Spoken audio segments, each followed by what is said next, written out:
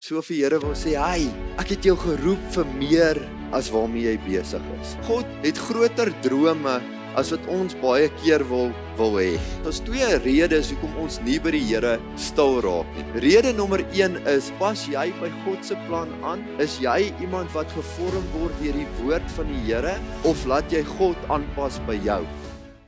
Welkom by Simfonie se podcast. Simfonie is 'n Suid-Afrikaanse kerk aan die Wesrand van Gauteng, waar ons groot liefde vir mekaar, vir God en vir ons gemeenskap het. In ooreenstemming met 2 Timoteus 3 vers 16, glo ons die Bybel is geïnspireer deur God en is bruikbaar vir lering en regstelling, sodat die kinders van God voorberei sal wees om in die waarheid elke goeie werk uit te kan voer. Ons is opgewonde om hierdie kosbare, Heilige Gees geïnspireerde boodskap te deel. En mag hierdie saad vrugbare grond vind. Goeiemôre gemeente. Dit is so 'n groot voorreg om vanoggend met julle die woord van die Here te deel. Nou julle sal sien ek het 'n jas hierso. My tema vir vanoggend is bekleë met die Here Jesus Christus. So ek gaan hierdie jas net so een oomblik daar op die kant sit. Julle sal later meer hoor van hom. Ek wil by julle hoor, wie van julle is vanoggend bekleë met die Here Jesus Christus? Amen, nee. Nou ek het so 'n paar komplimente gekry oor my baadjie vanoggend, so ek wil net vir julle sê ek is ook bekleë. Okay. Wonderlik. Nou ek het 'n hoofteksvers vanoggend en ons is besig met die reeks oor Romeine. En wat 'n ongelooflike reeks was dit nie. Ons is besig om hier na die einde se kant toe te staan. En ek weet nie van julle in die gemeente, maar ek was opgeroep die afgelope bietjie meer as 'n maand na heiligheid toe. As 'n ou gaan kyk na Romeine, is dit 'n oproep na heiligheid. Dis dat die Here vir ons meer en beter het. En nie net finansiëel en al daai ander goeders nie, maar geestelik meer en beter vir elkeen van ons. Nou die teksvers wat ek vanoggend vir julle wil lees, staan in Romeine 13 vers 11 tot 14 en ek lees dit graag. Dit sê, en dit alles is nodig omdat julle weet hoe laat dit al is. Die uur is reeds daar dat julle uit die slaap moet wakker word, want die tyd van ons finale verlossing is nou nader as toe ons tot die geloof gekom het. Die nag is byna verby, dit is amper dag. Laat ons dan ophou met die werke van die duister. Laat ons die wapens van die lig opneem. Ons moet welvoeglik lewe soos dit in die daglig hoort. Daar moet geen drinkery en uitspattigheid, geen ontug en onsedelikheid, geen risie en jaloesie wees nie. Nee, julle moet lewe soos volgelinge van die Here Jesus Christus en nie voortdurend daarop uit wees om julle sondige begeertes te bevredig nie. Is nogal 'n teks, nee. Ek weet nie van julle nie, maar toe ek die eerste keer hierdie gedeelte gelees het in die woord, is ek nogal so 'n bietjie aangegryp. So vir Here wil sê, "Hey, ek het jou geroep vir meer as waarmee jy besig is. Ek het jou geroep om 'n heilige lewe te leef. Ek het jou geroep om my elke dag aan te trek, om klaar te maak met die ou dinge." Nou interessant, ek is besig hierdie week om so 'n bietjie voor te berei en goed. En die Here vat my terug na 'n gesprek wat ek en my pa gehad het so 'n paar jaar terug. Nou ek en Johanniek het 'n huisie gekoop so 4,5 jaar terug, en toe ons die plek gekoop het ons geweet daar's 'n paar goedjies wat ons moet werk aan. Julle weet mos, nê, almal van ons wat huise het, weet daar's altyd iets wat jy moet doen. Nou, toe ons al ingetrek het die mense groot honde gehad, en ons het so 'n prioriteitslysie gehad van goed wat ons graag wou klaarmaak en doen, en een van die goeders was, die tuin agter was 'n nagmerrie as gevolg van hierdie groot honde. So ek dink ons het 4 keer gras geplant voordat dit gewerk het vir die eerste keer. Okay, dis hoekom ek eerder 'n pastoor is en nie 'n tuinier nie, want dit sou vreeslik gewees het. Maar ek het so 'n prioriteitslysie opgestel. Ons het die gras het nie gegroei nie, maar daar het plante uit die geete van ons huis gegroei. So ons moes die geete vervang het En ons wou geverf het bietjie aan die binnekant en ons wou 'n afdak opgesit het en ons het so 'n prioriteitslysie gehad, goed wat vir ons belangrik was. Nou interessant, my paale bly in Kimberley, so hulle is so 'n paar ure hiervan af en hulle kom kuier net so elke 3-4 maande vir ons. En sy prioriteitslysie het so bietjie anders te gelyk as myne. So, toe ons ingetrek het by die huis, het ons geweet daar's 'n waterprobleem in die hoofslaapkamer. Nie 'n groot ding nie, net waterdamp wat deurgekom het en hy deurgeslat en ons moes dit uitsorteer. Ons het geweet van daai probleem, maar dit was heel onder op ons prioriteitslysie. Nou elke keer as my pa kom kuier het hierdie 3 of 4 maande, was daai ding heel bo aan sy prioriteitslysie. So hy sou daar aangekom het, gegroet het en dan reguit deurgestap het om te kyk of die probleem al opgelos is. En dit was nie deel van my prioriteitslysie nie. Nou gemeente, ek weet nie van julle nie, maar baie keer werk dit dieselfde met ons verhouding met God, nê? Ek weet nie van jou nie, maar ek het ook 'n prioriteitslysie van goed wat ek graag in my lewe wil bereik. En dalk sit jy ook hier met 'n prioriteitslysie. Dalk wil jy in 'n beter posisie wees oor 3 jaar of dalk wil jy 2 huise besit oor 5 jaar of ek weet nie wat jou prioriteitslysie is nie. Dalk wil jy by die see wees. Gaan aftree. Maar God se prioriteitslysie teenoor ons prioriteitslysie lyk so klein bietjie anderste. Ek weet nie of jy al besef het nie, maar God het groter drome as wat ons baie keer wil hê. God het groter planne met jou lewe as wat ons baie keer voor kan sien. En dis hoekom God se prioriteitslysie vir jou lewe nie 'n gemaklike lewe altyd is nie.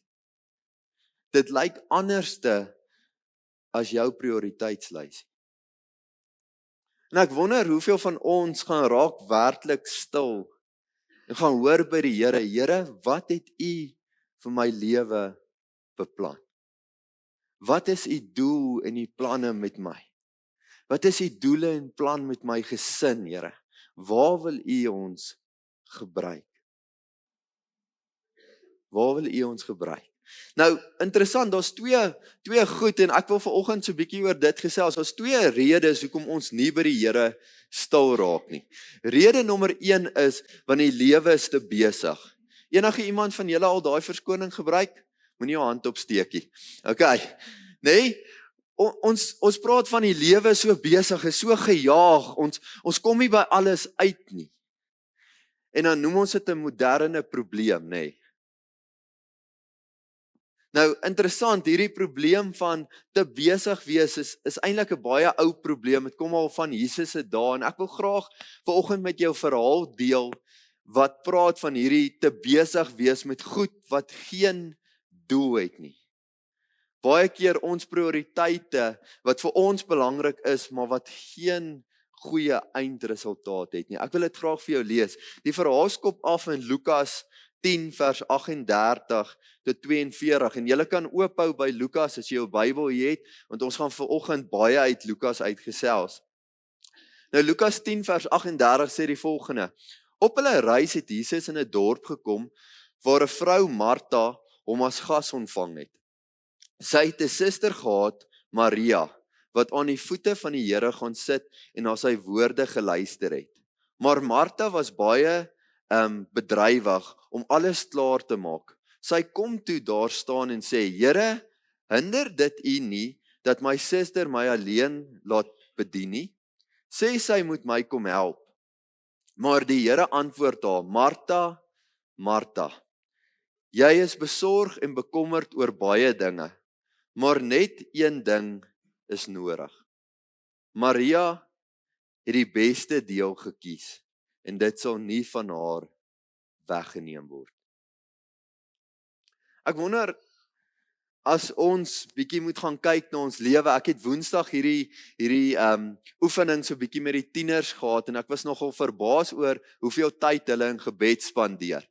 Nou, hoeveel van hulle werklik bid en hoeveel van hulle slaap, weet ek nie, maar ek wonder as ek hierdie oefening met ons vanoggend moet moet doen en vir jou moet vra, hoeveel tyd spandeer jy werklik in gebed, werklik by God se voete, wonder ek wat gaan die antwoord wees. Is dit 10 minute 'n dag, dalk 20, dalk 'n halfuur, dalk as jy 'n goeie Christen en spandeer jy 'n uur by die Here se voete 'n dag? Hoeveel van ons word regtig stil en hoor wat God vir ons het? Of praat ons deur 'n lysie van goed wat ons graag wil hê en ons prioriteite en God moet net daarbey inpas en ons hoor nooit regtig wat God vir ons het nie. Jy sien in hierdie verhaal ek dink Martha was verkeerd in die sin dat sy alles wou regkry nie. Die probleem was sy was so besig met alles perfek en regkry en alles moet net 100% lyk dat sy vergeet het dat die koning van die konings in haar huis is. Gemeente, ek dink ons sou gebed baie meer ernstig opgeneem het as ons besef wat gebed werklik is. Ek wil vir julle terugvat na die Ou Testament toe. Die Ou Testament het mense nie die voorreg gehad om direk met God te kon praat nie. Hulle moes tempel toe gekom het en baie keer met 'n offer vir jou sondes en dan moes jy met 'n priester gesels het sodat hy die offer vir jou kon neem na God toe. Jy het nie direkte access gehad tot die Here nie. En ek dink ons neem gebed so van selfsprekend. Dis maar net 'n ding wat ons maar net moet doen. As jy in die Sondagskool was, ken jy daai ou liedjie wat sê lees jou Bybel, bid elke dag, né? Nee? En ons doen dit nou maar net uit gewoonte uit. Ek wil vir jou vandag sê ons het weer tyd nodig om by God stil te gaan staan. Al die ander goed moet tweede plek in 'n ou se lewe neem. Ons het nodig om by die Here stil te staan. Die tweede ding wat ek besef, maak dat ons nie in God se plan is nie, wat maak dat ons nie volgens God se prioriteitslysie werk en lewe nie, is baie keer pas God se woord nie in by my en jou lewe nie. Nee? Ek moet 'n oneerlike deal deurdruk by die werk, want dan kan die maatskappy geld maak en daar kan hulle my raak sien vir 'n promotion. Ek bedoel, my plan is, jy weet, ek wil oor 5 jaar die CEO van hierdie maatskappy wees. So ons moet hierdie deal deurkry teen enige koste. Of, jy sê, ek hou baie van hierdie persoon, so ek gaan maar ingee tot hulle versoek, sodat ek hulle net nie verloor nie. En ons vergeet ons liefde wat ons eerste vir God moet hê. Of, en ek dink hierdie kan ons almal mee bietjie relate is, jy word afgetrek deur 'n speedkop omdat jy te vinnig gery het of 'n robot gestop het. Ag, nie by 'n robot gestop het nie. As jy in Kreersdorp bly, dan robotte is net 'n idee, dit bestaan nie, né? En dan stop die speedkop al langs jou en jy weet jy's in die moeilikheid en in steede daarvan om nou maar die punishment te vat, die regte ding te doen volgens die woord van die Here te lewe, gee ons vir daai speedkop 'n koeldrink. Ons gee so maklik ons Christendom weg. Ons vergeet so maklik van God. Ek wonder as ek jou vandag moet vra, pas jy by God se plan aan? Is jy iemand wat gevorm word deur die woord van die Here? Of laat jy God aanpas by jou? En ek wil vandag vir jou sê dat God is 'n God wat vir ewig staan. Sy woord kan nie verander nie. Hy gaan nie aanpas by jou idees van wie hy is nie. Die woord van die Here is dan vastig en dit sal vir ewig staan. Hierdie wêreld sal vergaan voordat daar een letter van die woord sal wegval. Pas jy by God aan? Verander hy jou hart, vernuwe hy wie jy is? Of wil jy hê God moet by jou lewenstyl net inpas en wees? Ek gaan weer daai stukkie in Romeine lees, net daai laaste gedeelte, Romeine 13 vers 13 tot 14. Ons moet welvoeglik lewe soos dit in die daglig hoort. Daar moet geen drinkery en uitspattigheid, geen ontug en onsedelikheid, geen risie en jaloesie wees nie. Nee, julle moet lewe soos volgelinge van die Here Jesus Christus en nie voortdurend daarop uit wees om julle sondige begeerte te bevredig nie. Gemeente, interessant, ons sit hier agter in die bidkamer voor diens en ek hoor hierdie gedeelte van 'n liedjie nou, dis nie die woorde nie, dis geparaphrase hier deur my, okay. Maar die liedjie vat ons terug na, onthou jy toe jy die eerste keer jou hart en jou lewe vir God gegee het? Wie van julle kan terug onthou na daai dag toe?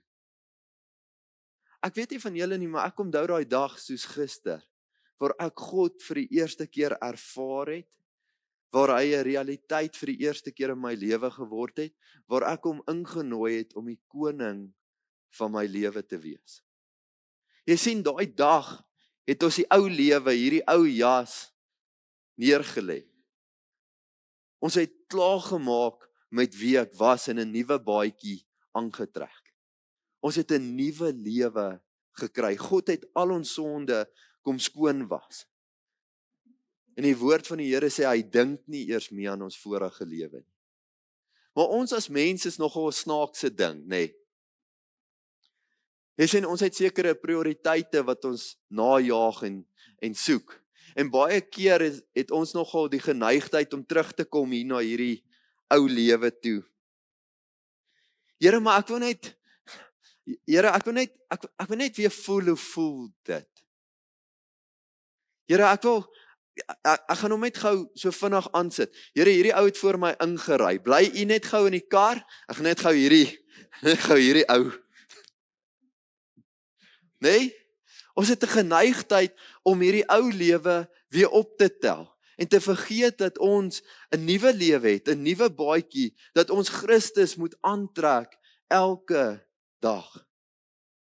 Ons het 'n geneigtheid om te vergeet dat om Jesus Christus te volg is 'n keuse wat jy moet maak in elke omstandighede waarin jy instap, elke dag. Hierdie is 'n keuse wat jy moet maak, of ek vandag Jesus gaan volg of nie. Nou gemeente, ek wil weer terug verwys na Woensdag toe, want Woensdag was vir my 'n swaar deur my hart. Woensdag is ek besig met die tieners, die jong mense te bedien, en ek het die voorreg om die evangelie boodskap bietjie met hulle te deel. Want ons kom uit Paasfees uit, né? So die vakansie is nou alles verby en hulle is terug op skool en ek vertel die Paasfees verhaal vir hulle, die evangelie, né? Dis die grondvlak van ons geloof. En ek vra die kinders toe na die tyd, wie van julle het al ooit hierdie boodskap gehoor? Nou gemeente, ons het Woensdag so 60 plus minus kinders gehad. Van die 60 kinders wat daar was daar 5 ouens wat hulle hande opgesteek het, wat al voorheen die evangelie boodskap gehoor het. En ek wonder nogal baie keer of dit nie is hoekom ons jong mense nie die evangelie boodskap sien in my en jou lewe nie. Jy sien, as ons Jesus Christus elke dag aantrek en ons kies om hom te volg, ons kies om sy wil te doen, moet ons anders te lyk as die res van die wêreld. Is ons veronderstel om anders te praat, mense anders te hanteer, anders te bestuur. Maar ek dink so baie van ons hardloop terug na hierdie lewe toe, en ons het Christus aan, maar ek wil nie klaarmaak met hierdie ou ding nie, ek gaan hom net so oor my Christenskap gooi, en as gevolg daarvan, dim dit die lig wat hier binne in ons is, en ons lewens lyk presies dieselfde, soos die res van die wêreld, en ons jong mense vra nie, wat is anders as in jou nie, want jy lyk dan nie anderste nie. Ek wonder hoeveel van ons het al ooit die evangelie boodskap met iemand gedeel. Hoeveel van ons kom by die werk en jy lyk so anders dat iemand vir jou vra, hey, ons gaan deur so moeilike tyd by die werk, maar jy het altyd 'n glimlag op jou gesig, jy's altyd positief, jy Bid vir ouens, wat is anderste aan jou? Hoekom lyk jy soveel anders? Ek wonder, as ons werklik moet kies elke dag om God aan te trek, sou ons nie die wêreld in hierdie tyd kon verander het. Dit is interessant vir my altyd, dat pastore se kinders die ouens is wat die minste te doen wil hê met die kerk. Ek gaan dit weer sê. Dit is vir my altyd interessant, dat die pastore se kinders die minste te doen wil hê met die kerk. En ek wonder baie keer, hoekom is dit so? Hierdie manne wat ouens moet wees wat die Here liefhet en die Here dien en alles gee vir die koninkryk se bou. Se kinders is gewoonlik die ouens wat niks met God te doen wil hê. En ek wonder baie keer of hulle nie dalk sien dat mense daai baadjie eintlik aan het en net die Christen baadjie oorgooi. Ek wonder of hulle nie die prentjie agter die skerms kan kry van mense wat voorgee, hulle is hierdie verskriklike bidders, en as hulle hier kom, is dit hande op, en is halleluja, maar as hulle met die pastoor praat, of met hulle mense werk, trek hulle die Christen baadjie uit, en het hulle daai ou lewe nog steeds af. Ek wonder of dit nie is wat pastore se kinders van die kerk af weghou nie. Gemeente, ons is geroep om 'n wêreld te verander. Daar was op 'n stadium 12 mans en een van hulle het die Here verloon. So was 11 mans wat die evangelie na die eindhoeke van die aarde toe gevat het. 11 mans wat die geskiedenis van die wêreld verander het vir ewig. Wat nie net gesê het ons is kinders van God nie, maar wat elke dag gekies het om die Here Jesus na te streef. Om hom as fokus te hê. Om te begin met hulle dag deur te sê, Here, ek weet ek het my eie drome, my eie prioriteite, my eie lysie van goed, maar Here, wat wil U hê moet ek doen? Daai manne was regte kinders van God. Hulle was manne wat die Here gedien het tot die dood. Ek wonder hoeveel van ons, as ons so maklik ons Christendom kan prysgee, dien werklik die Here. Spandeer regtig tyd saam met die Here. Vra die Here, Here, wat is U plan en U doel met my? Here, U het my geskep, U het vir my 'n nuwe kleed gegee, hierdie tweede kans. Here, hoe kan ek dit vir U aanpak? Hoe kan ek hierdie lewe vir U gee?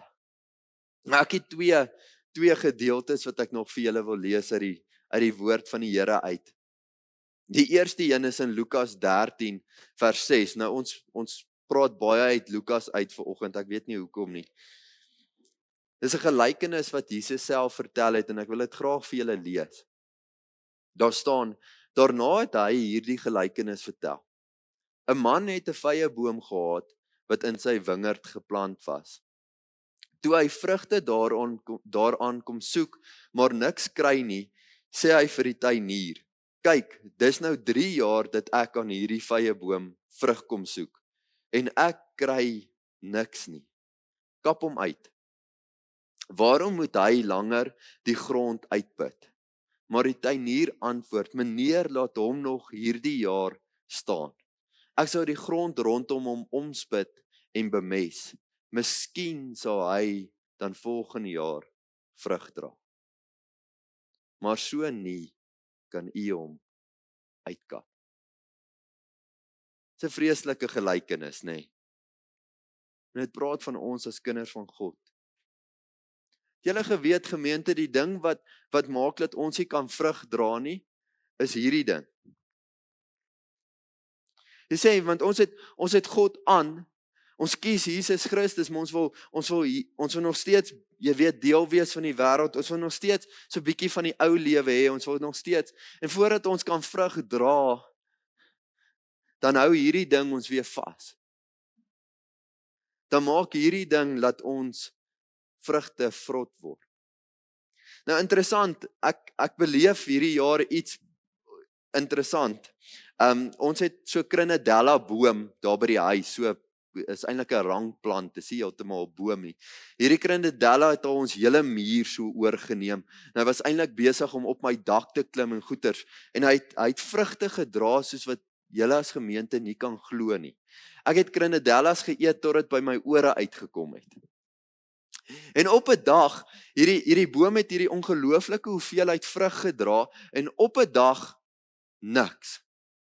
Op 'n dag raak die vrugte wat aan hom is nie meer ryp nie. Hulle bly groen.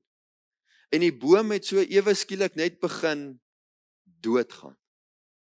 En in 'n oogwink is daai hele plant net weg.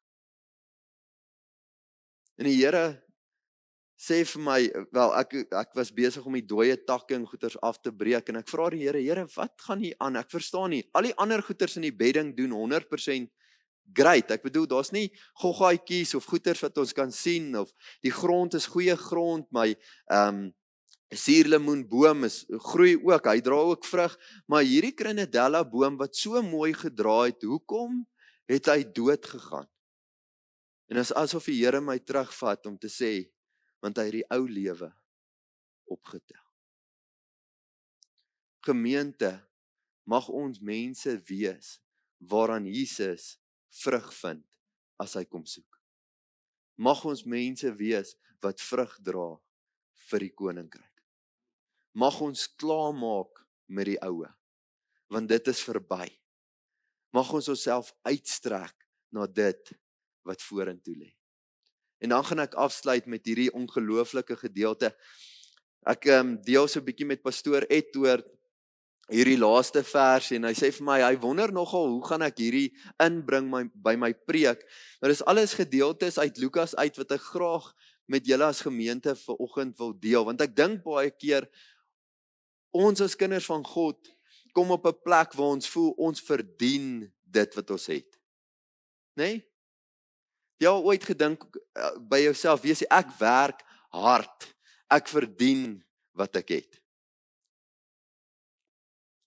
Nou, ek wil vir jou hierdie gedeelte lees, dit is 'n baie interessante gedeelte, en ek dink nie heeltemal ons gaan dit begryp nie, want ons het nie meer slawe nie, maar ek wil dit graag vir jou lees. Dit staan in Lukas 17 vers 7 tot 10, dit sê nou een van julle het 'n slaaf wat ploeg en vee oppas. Sal hy vir die slaaf sê, as hy van die veld af inkom, kom eet eers gou? Natuurlik nie. Maar hy sal vir hom sê, maak vir my iets klaar vir aandete, sit dan jou voorskoot aan en kom bedien my terwyl ek eet en drink. Daarna kan jy self eet en drink. 'n Slaaf wat sy opdragte uitgevoer het, word mos nie bedank nie, of hoe? So is dit ook met julle. As julle alles gedoen het wat aan julle opgedra is, sê dan, ons is slawe wat niks verdien nie.